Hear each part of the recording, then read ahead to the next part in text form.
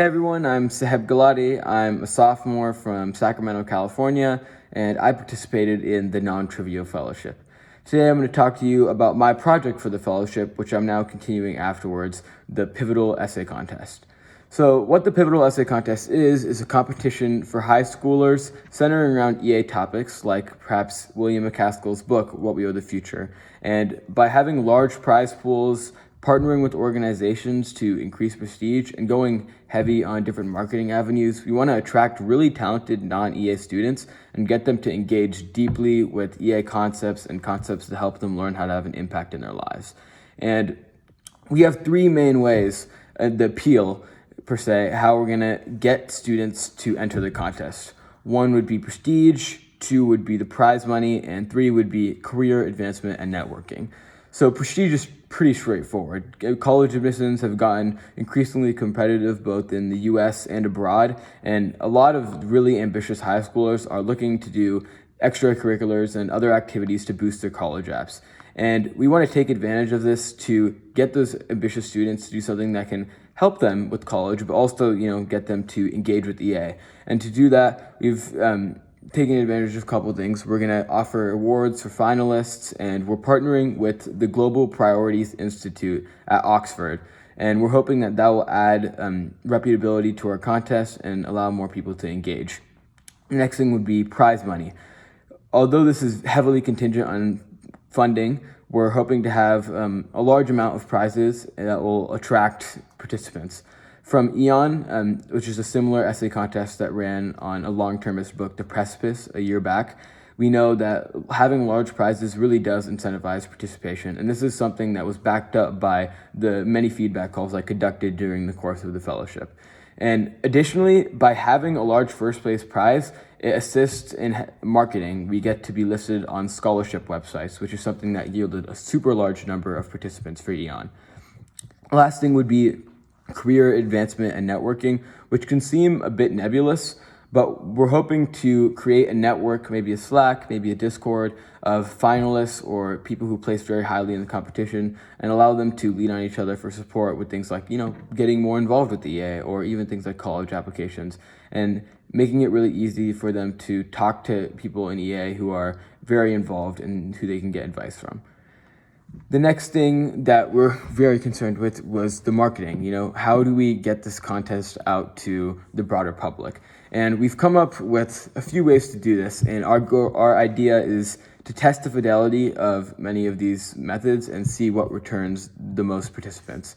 And from contests like Eon, which I mentioned before, we know that scholarship websites are a huge yielder of participants. Talented participants who are looking specifically for competitions or applications to get money. And this has shown to bring a lot of talented students and increase our numbers. Another thing is search engine optimization. Even if we have a contest, it's going to be really hard for people who are looking for contests to find it unless we do things like Google AdWords or other SEO methods. And our goal is, when somebody looks up high school essay contest and you have those kind of talented students, we want them to be able to find our website quite easily. And we don't want it to be something that, is restricted to just our pure marketing efforts like scholarship websites or influencer marketing or, sending out emails.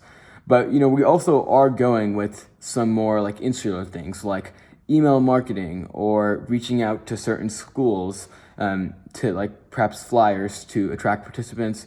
And we're even considering things like referral prizes depending on funding, where people who refer finalists or winners in the contest can get a certain prize themselves. And one thing we're hoping to try this year and see how it works is influencer marketing. Talking to different accounts on TikTok, Instagram, other social media that, market to talented students about college or life skills and get them to talk about our contest and, hopefully get students involved. Another thing we were pretty heavily concerned with was the budget, because without the budget, nothing happens. Around the time of the fellowship, we received $60,500 from the FTX Future Fund to run this contest. But in light of recent events, the insolvency of FTX namely, we're currently in the process of seeking more funds. we're hopeful that we are able to get back to the funding bar we were before and have enough to run this contest to the degree we think it can be successful. And that being said, we'd have money allocated primarily to large prizes, which we know will get us listed on those scholarship websites and reliably bring in a lot of participants. But we also have to consider things that you may not immediately come to mind, like paying judges to review the thousands of essays we hope to get, or paying for legal fees and fiscal sponsorship fees and other administrative fees. So we are currently in the process of seeking more funding, which is really helped by things like the non-trivial fellowship, which is offering applications and grants to its participants. So with all this plan, it's all good and well, but we want to make sure that the risk is minimized. We're high schoolers running this contest, and we're trusting funders to give us their money, and we want to make sure that we account for the risks involved. And we've had brainstorming sessions and tried to review where this contest could go wrong or what would cause it to fail, and we've come up with around 4 main causes.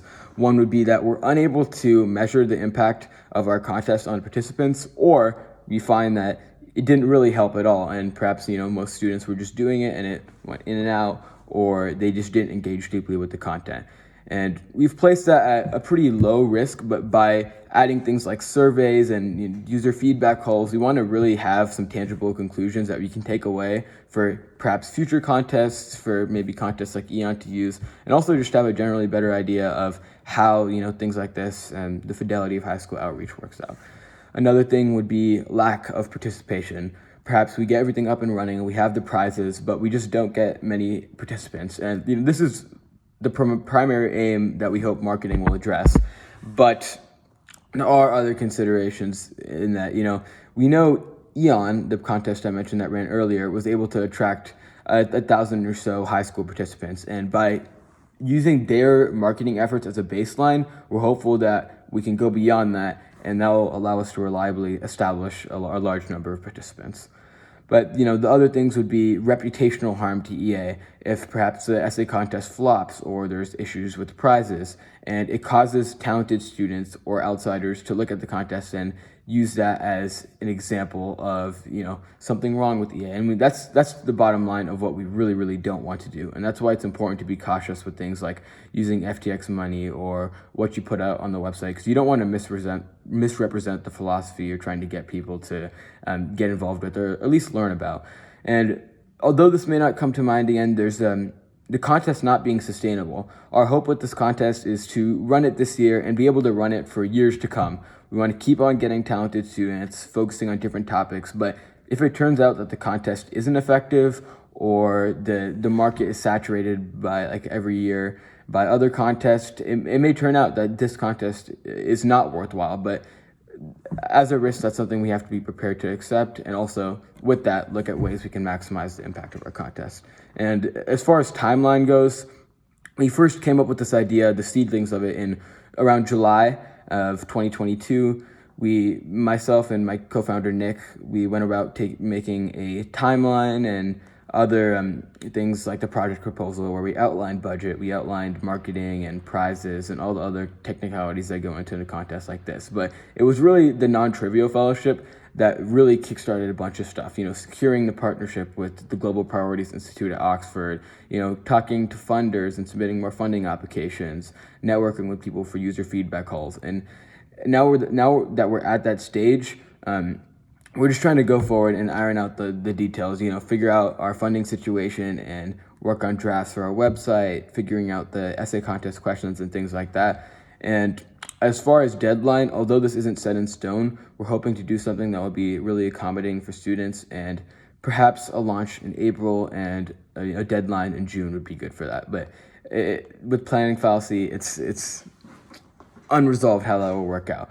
But I would like to stress that the non-trivial fellowship was really important in progressing. At that period, it was around when the FTX situation was starting to happen and had happened, and it was important to navigate that with the help of people like Peter. Yeah, that's pretty much it. Thank you for listening to my presentation. If you have any questions or you want to give feedback on the contest, we're always looking for people to talk to. We want to hear from you. Feel free to give me an email at saheb4galati@gmail.com and my co-founder Nick at ncanefield@gmail.com. Thanks, guys. Hope you have a great day.